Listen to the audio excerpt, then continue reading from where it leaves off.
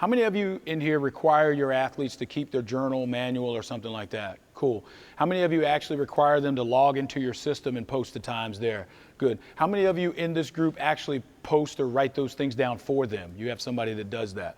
Yeah, sometimes you do, sometimes you don't. So there's 1,000 different ways to make that happen, but the goal is you cannot assess the program truly as to whether or not you're increasing work capacity across broad time and modal domains if you don't know those numbers. That's the only way that you can determine whether or not the program is giving you the results, thus being effective.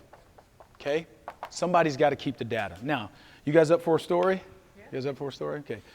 Adrian Bosman tells the story. It's kind of a twofold story. It's one about stealing other people's program, but it's also about potentially how to keep up with your results. There is a friend that is a friend of the community, and actually I think he's on staff. He is on staff, as a matter of fact. But he's in another country, and he actually has a program that is pretty extensive. He has kept every bit of data on every client from the day he opened all the way up to now, and I think the gym's been open for 5 years or more.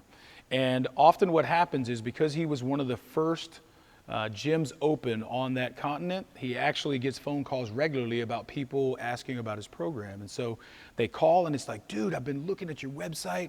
The programming actually looks incredible. And he's like, he goes through and he's like, man, I would love to go ahead and borrow about 6 months of this programming. Would that be okay? And so he's like, yeah, sure, no problem. It's like, it's already written, it's already out there. Take it and look at it.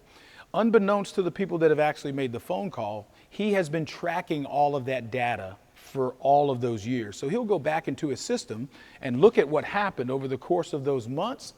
And what he may notice is that there wasn't quite an increase in all of the areas. Maybe in some of the areas on the graph, it actually shows a decrease. And he'll literally have kind of the integrity to call him up and go, hey, that programming that you wanted to borrow actually wasn't all that good.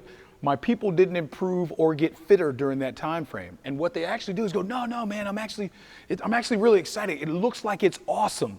And then based upon that, they'll go ahead and implement the program because of how awesome and exciting the workouts actually look, not based upon what the results are.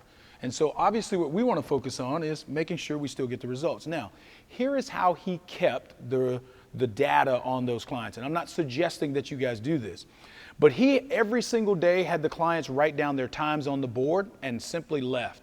And every night, he had hired someone to come into the gym and literally go into his system and where their names were, plug in all of the data. So unbeknownst to the clients, he had every record that was actually there.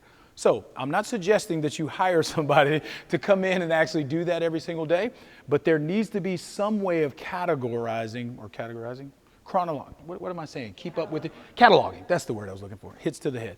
Cataloging that information. How you get that done is entirely up to you, but I'm sure there's 1,000 ways to make that happen.